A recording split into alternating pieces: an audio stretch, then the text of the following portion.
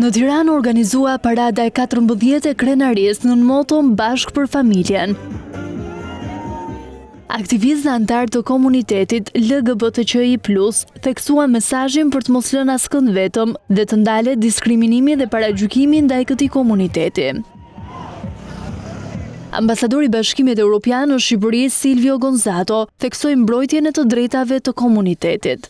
Dhe të dashur miq, mendoj që ne kemi nevojë për aleat në këtë betejë tonën, jo për antagonist. Pikërisht atëherë kur respektimi i të drejtave të njerëzit nga komunitetet dhe nga personat LGBTI minohet, atëherë pjesëmarrja në demokraci të kurret, atëherë shoqëritë bëhen më pak gjithëpërfshirëse dhe më pak demokratike. Policia kishte marrë masat për të shmangur incidente të mundshme edhe pse gjithçka kaloi pa shqetësime. Zëvendës kryeministri Albana Kurçiu që u bashkua aktivitetit theksoi mbrojtjen e lirisë.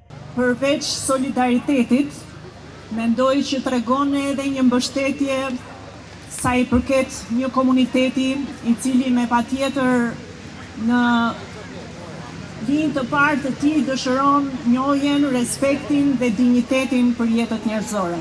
Mbrojtja e pakicave, por dhe e komunitetit LGBT+ u bë pjesë edhe raportit të IBAR të miratuar nga përfaqësuesit e Bashkimit Evropian për Shqipërinë.